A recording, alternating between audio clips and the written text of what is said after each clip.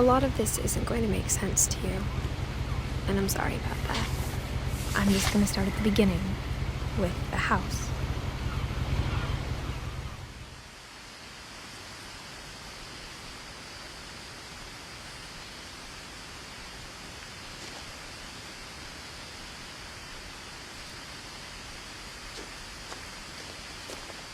Someone had put up a chain-link fence, but it looked like I wasn't the first person to hop it.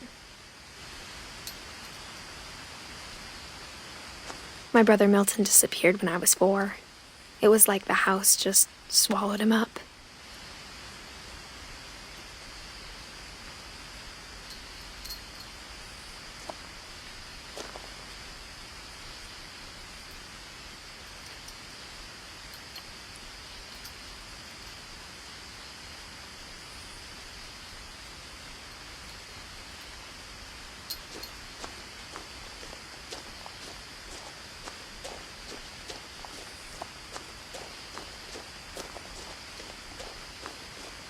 I lived here until I was 11, but I wasn't allowed inside half the rooms.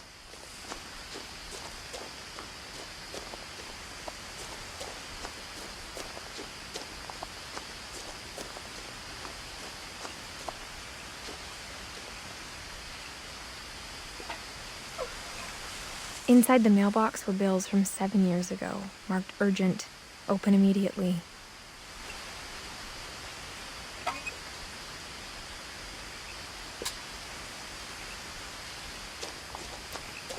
I hadn't been back since my brother Lewis's funeral.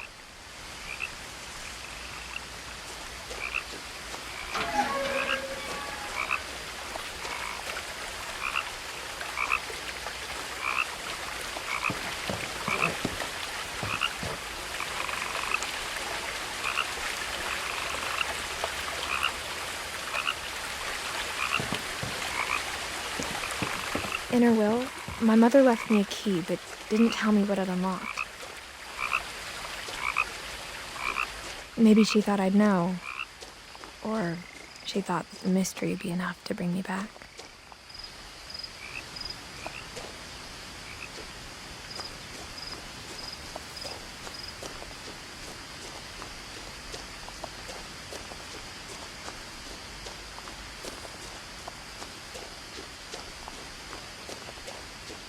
No one had driven this way in a long time, but I saw a few hoof prints.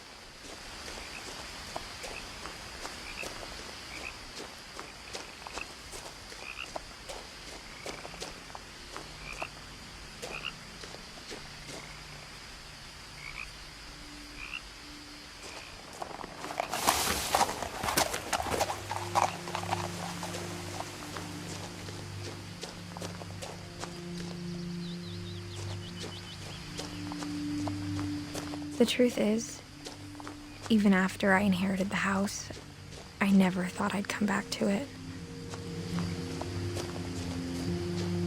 But now I had questions about my family that only the house knew the answers to.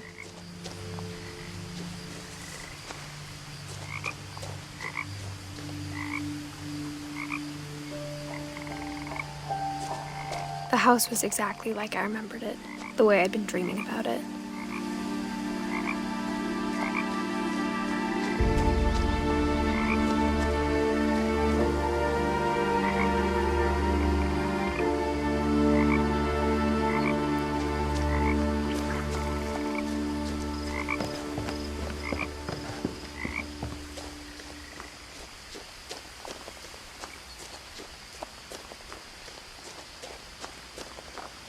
I asked Edie once about the dragon in the pond. She said it had killed her husband.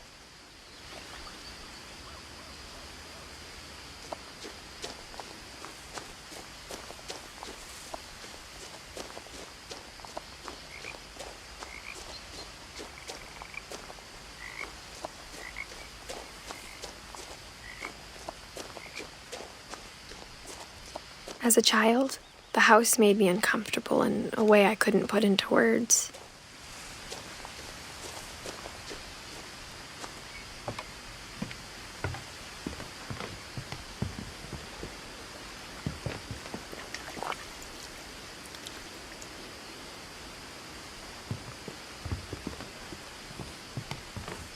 Now, as a 17-year-old, I knew exactly what those words were.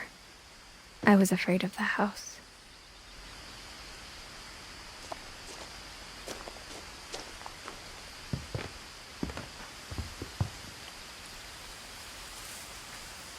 I hoped the key might unlock the front door. It didn't.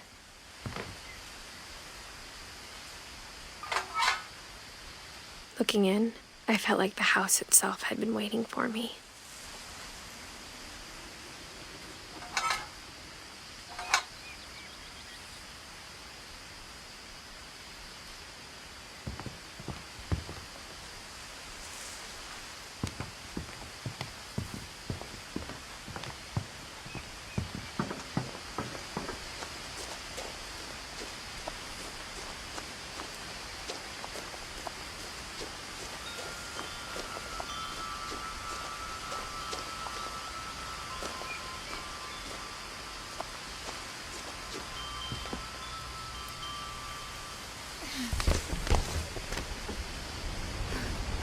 Crawling through the doggy door used to be a lot easier when I was 11.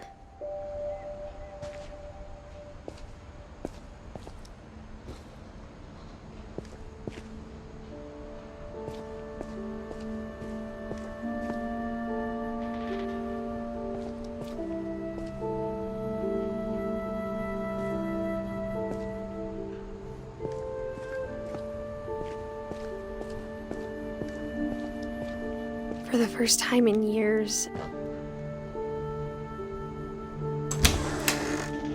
I felt like I was home.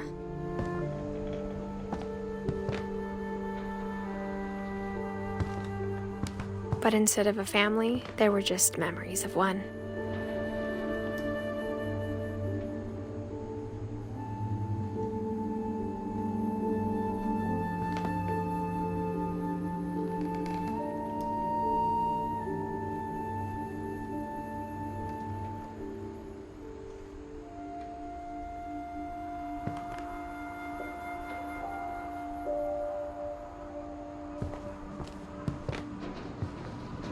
Like how only one restaurant would deliver to our house, so we had Chinese a lot.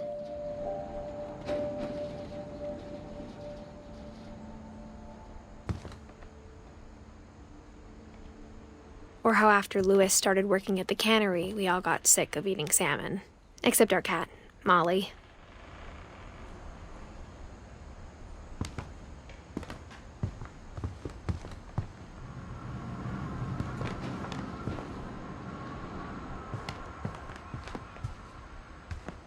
The table was still a wreck from the night we left. It was like a bomb had gone off, killing everyone but sparing the furniture.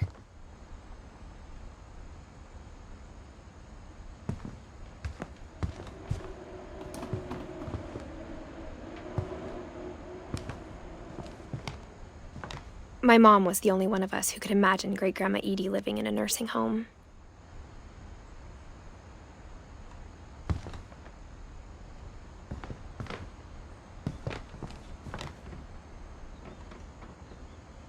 Nothing in the house looked abnormal. There was just too much of it, like a smile with too many teeth. Even the fireplace had a story. Edie told me the bricks came from the original house, after it sank.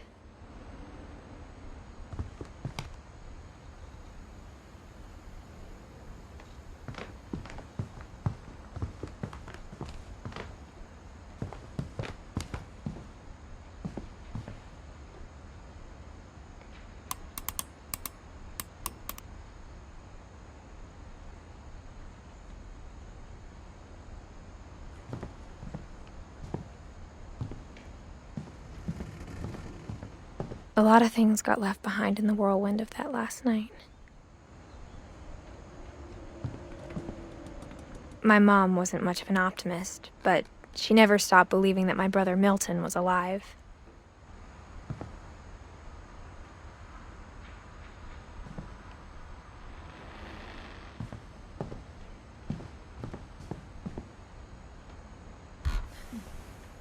Edie told me once that every Finch who ever lived is buried somewhere in the library.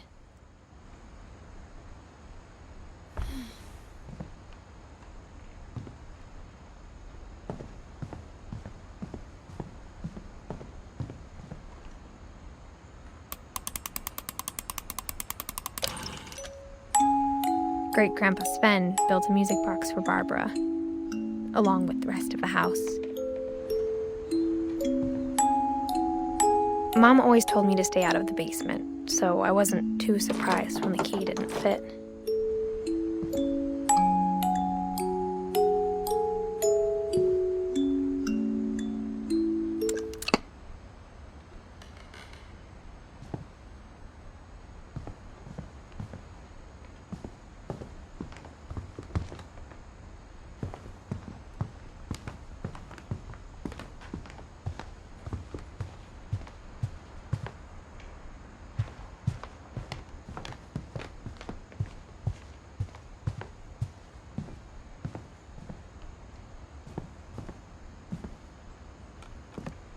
After Milton disappeared, Mom sealed up all the bedrooms.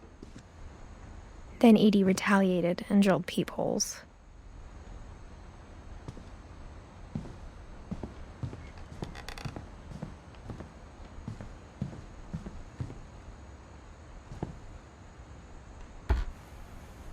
My Grandpa Sam spent 7 years sharing a room with his dead brother, Calvin.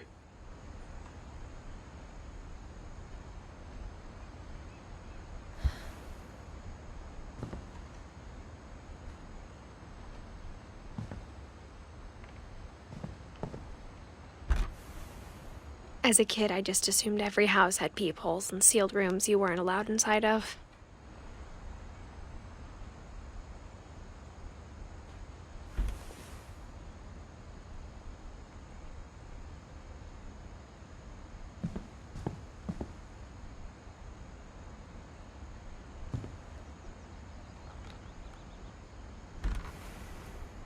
The last time I was in Edith Sr.'s room, I was 10 and she was painting my portrait.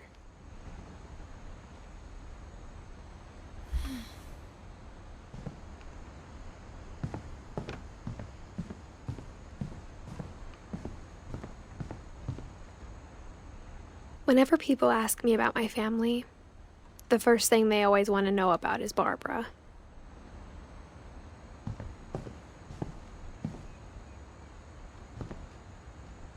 Edie's father, Odin, built the original house.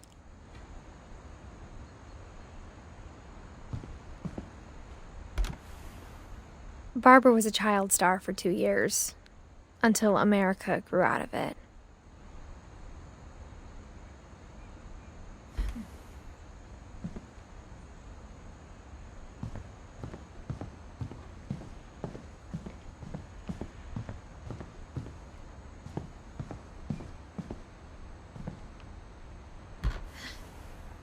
Molly always seemed like a girl I could imagine being friends with, if she hadn't died in 1947.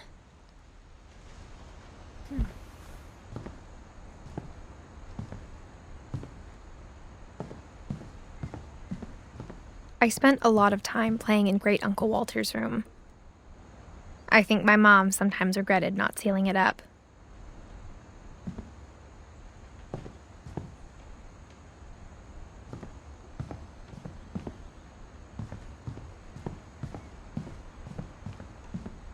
Lewis told me there were secret passages, but I never believed him.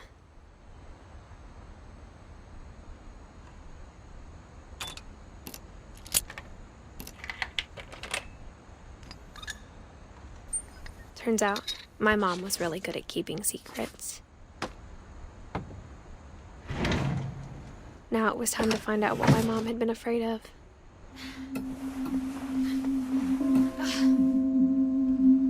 Reading this, maybe it sounds like I had a plan. From the paintings on the wall, it was clear my brother Milton had been here before me.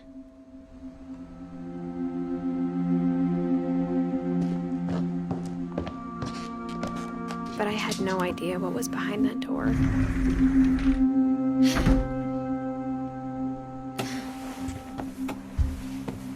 Just like I had no idea where all this was gonna lead.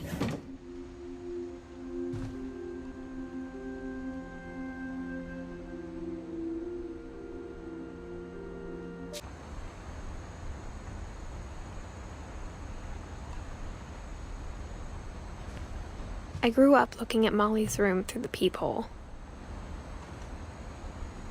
Being inside for the first time, I felt like I'd stepped behind a painting.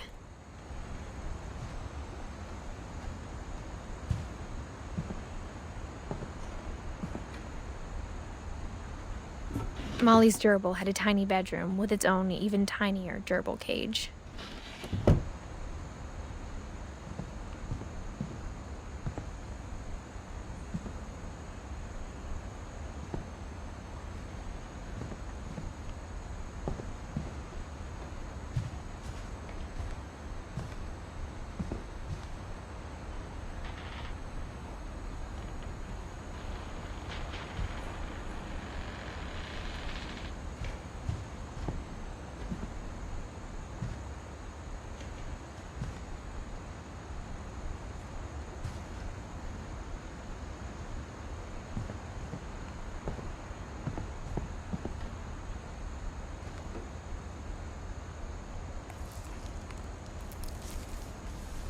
December 13th, 1947.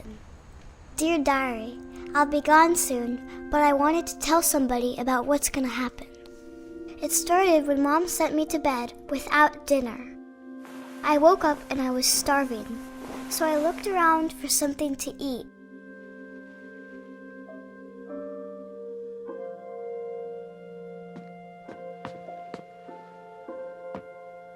The gerbil food was dry, but I didn't mind it.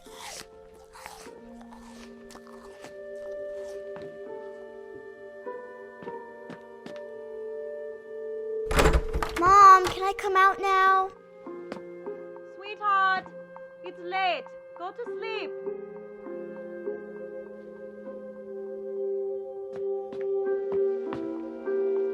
My Halloween candy was all gone.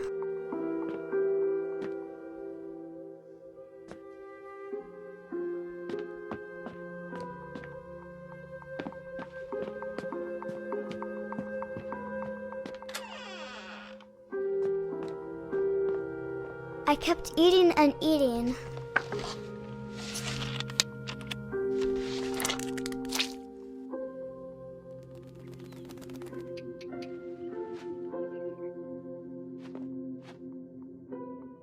I ate a lot of things that night.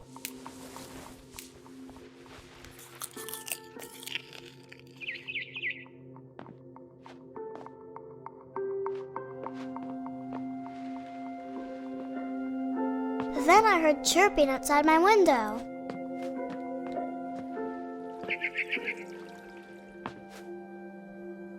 I thought about eating Christopher, but I held back. It was a barn swallow going back to her nest. I reached out for her.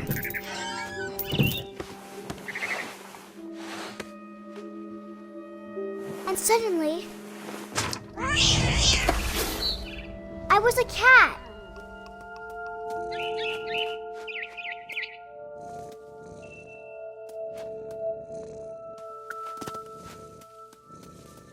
I tried to be quiet, but the bird was really scared.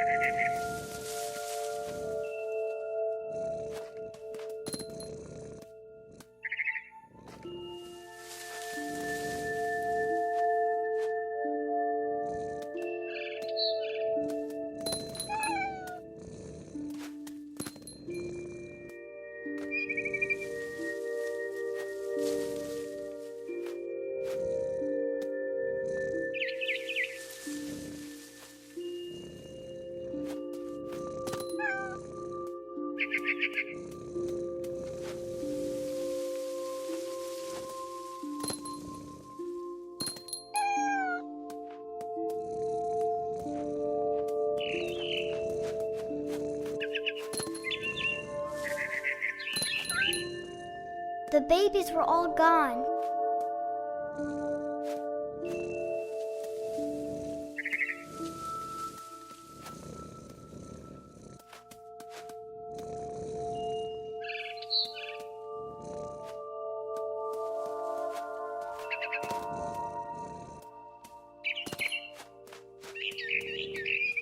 I jumped and I almost got her.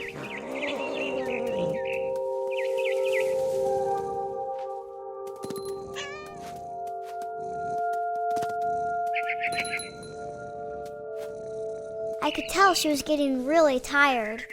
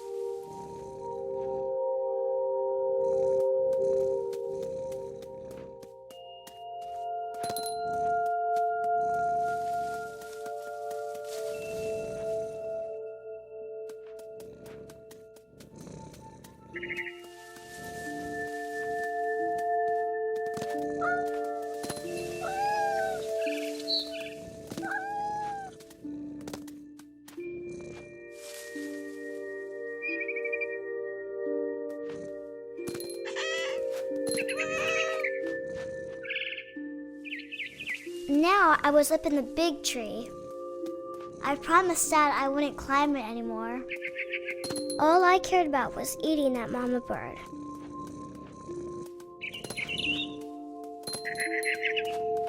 I gobbled her up. And suddenly, I was an owl. First, all I heard was the wind. Then I heard little teeth nibbling in the grass.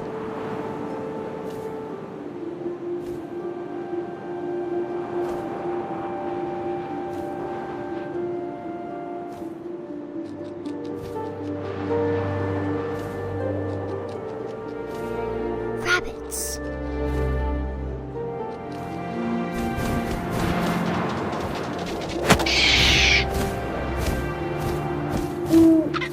I imagined his face looking up and seeing mine through my talons.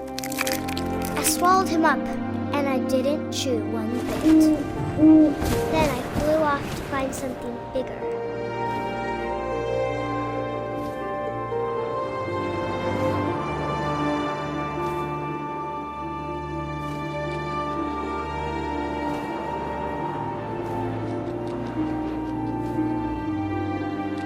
A mama rabbit.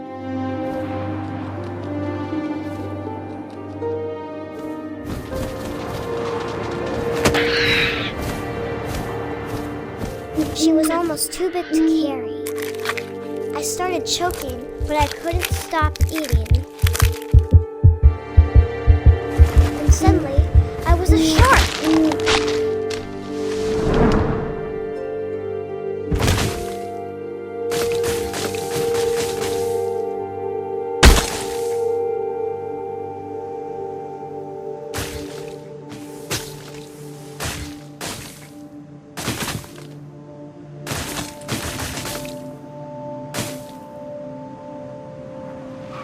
I rolled off a cliff and into the ocean. Now, I was hungrier than ever.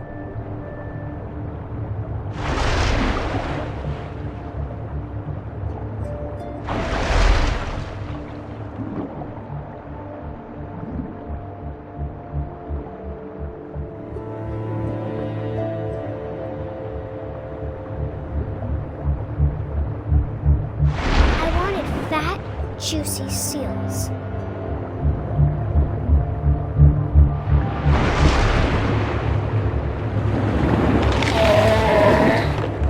I tore off her flipper and it tasted really good.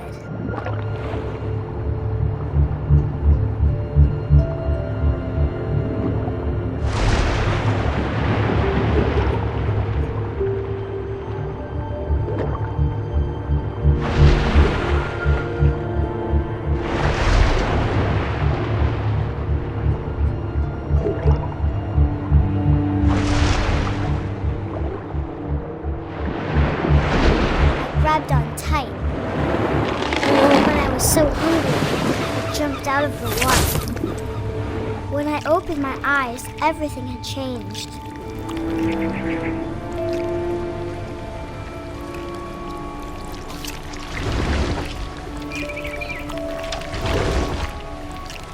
Now I was a monster, and I smelled people everywhere.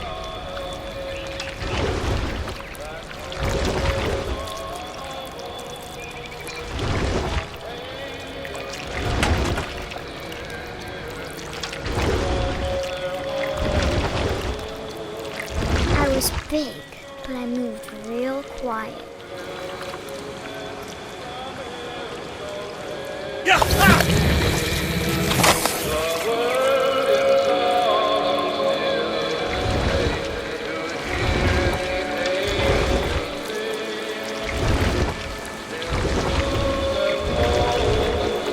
I wanted to stop, but also I didn't.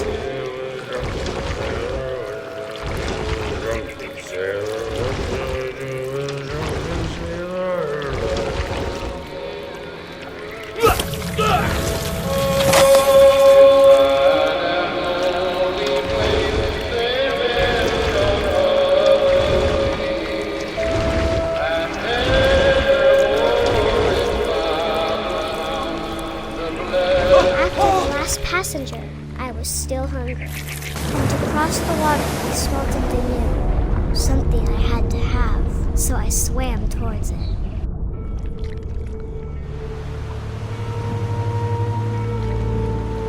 I slithered onto the sand, and the good smell went into an old pipe.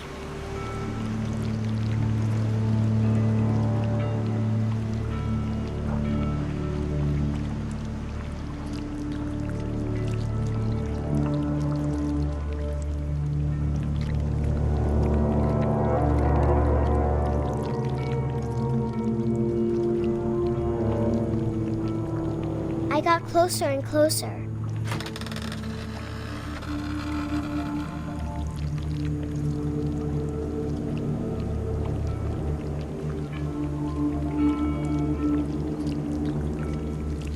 All of my stomach started growling. And suddenly, I was me again. I held my breath for a long time, but I couldn't hear anything. I think it's waiting for me to fall asleep. But it's not going to wait much longer. It needs to feed, and we both know I will be delicious.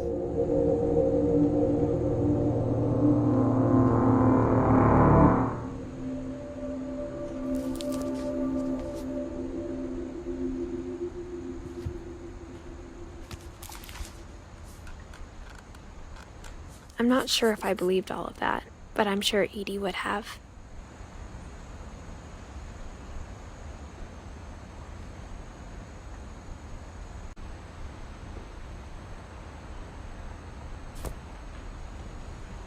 I got the sense Edie had spent a lot of time here, before my mom sealed the doors.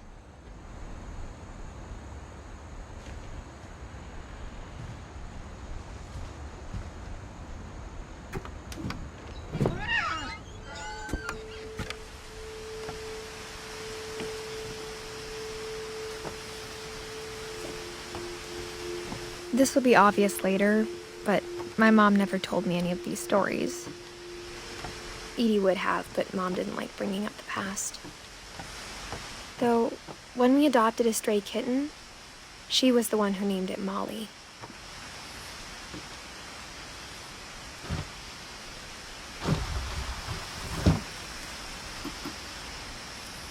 I spent a lot of time in Great-Grandma Edie's room.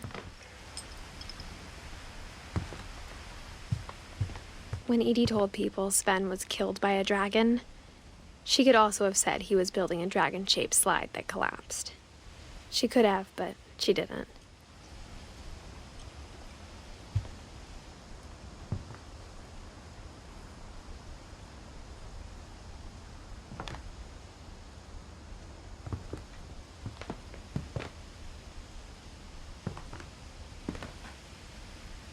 One summer, they evacuated the island, but Edie refused to go. For a few weeks, she was a celebrity.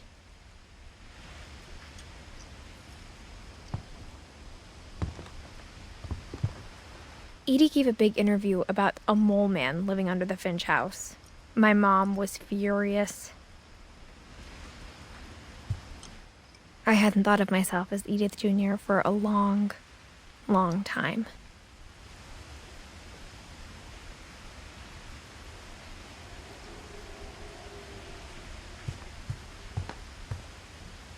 Louis died a week before we left, but Edie had already started to memorialize him.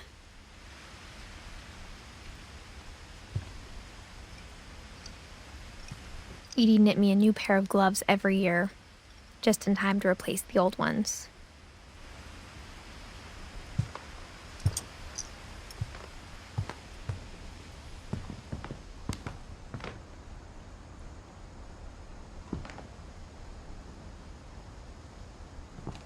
Her room was like a museum.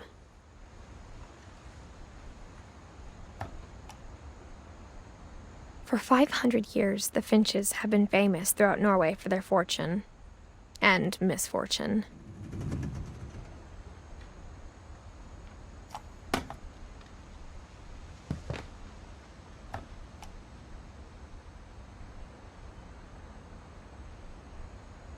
Odin Finch buries the latest victims of the family curse, his wife Ingeborg and their newborn son, Johan. On January 7th, 1937, he set sail with his family and his house, hoping to leave the curse behind. But 40-foot waves off the coast of Washington send the house and Odin to the bottom of the sea. Odin's daughter Edie, with husband Sven and baby Molly, step ashore on their new home, Orcas Island.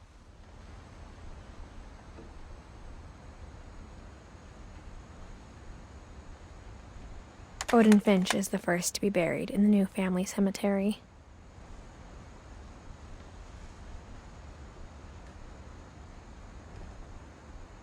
His daughter Edie is already dreaming of a new Finch house.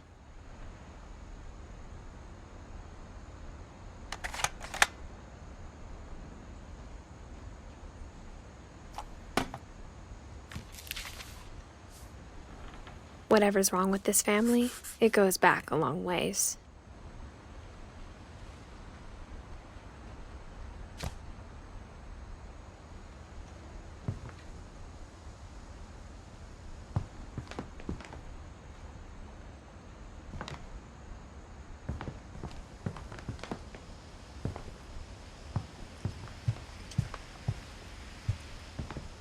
Even in her 90s. Sometimes Edie seemed a lot younger than my mother.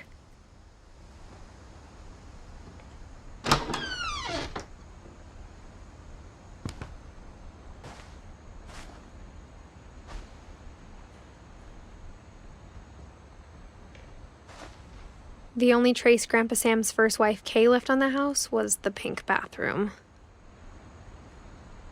It was a pretty big trace.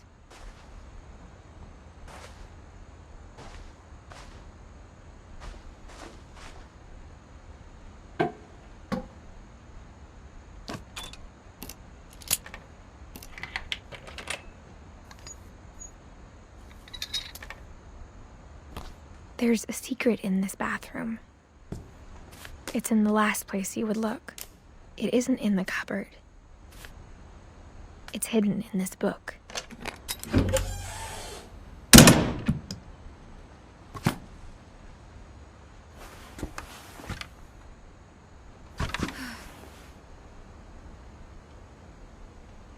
Sven gave Sam an old camera he'd refurbished. He never put it down.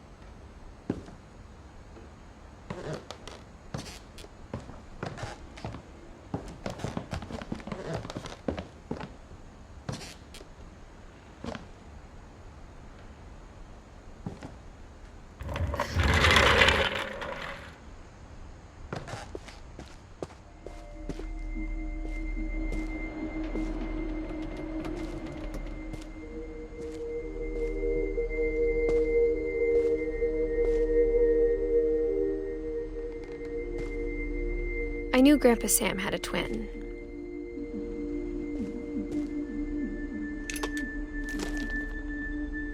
And that he never talked about him.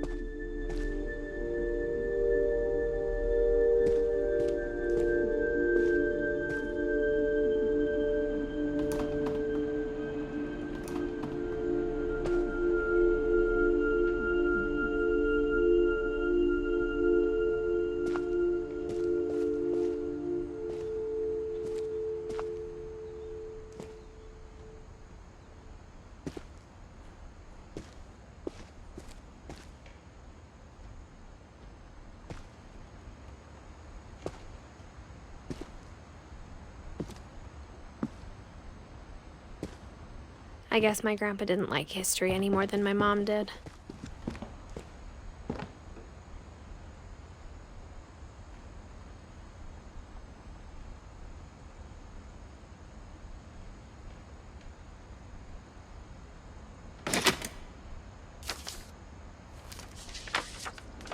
How I Want to Remember My Brother by Sam Finch. The thing I remember is that when he made up his mind, that was it.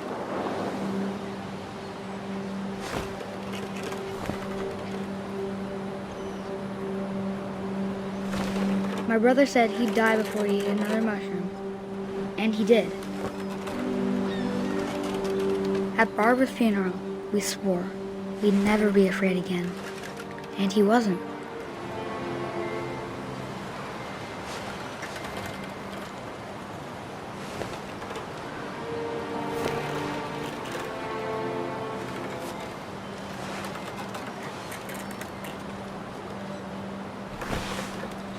I think Calvin always wanted to fly. Sam! Calvin! Dinner's ready! Coming!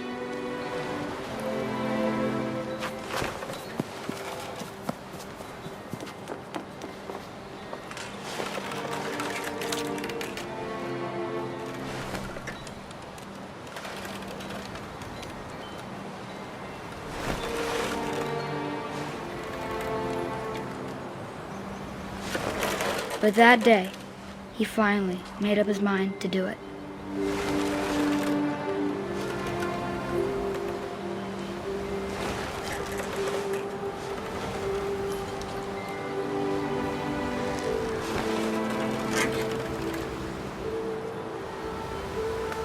I told him going around was impossible.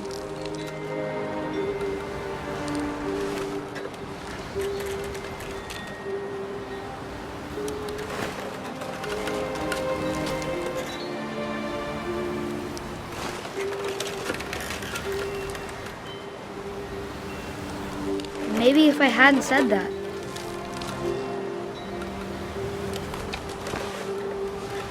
Calvin! I'm not gonna tell you again! Maybe if the wind hadn't picked up. Then maybe he'd still be here. But I doubt it.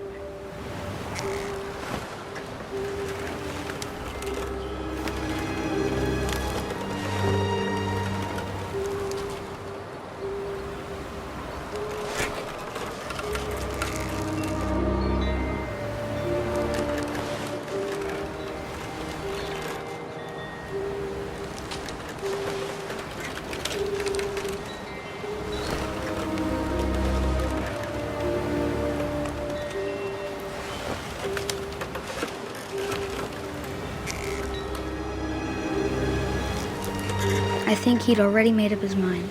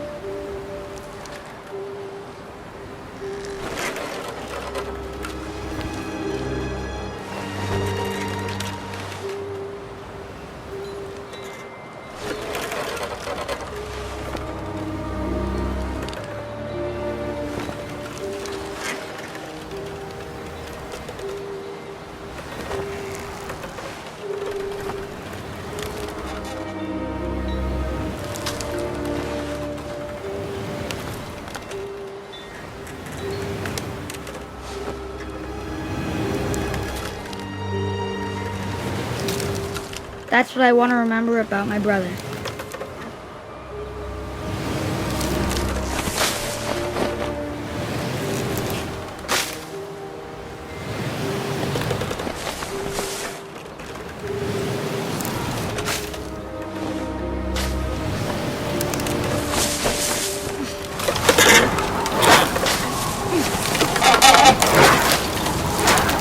The day he made up his mind to fly.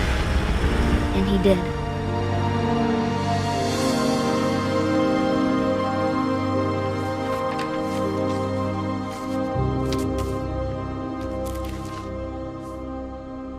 Calvin's story felt strangely familiar. When I was younger, I remember trying to do the exact same thing.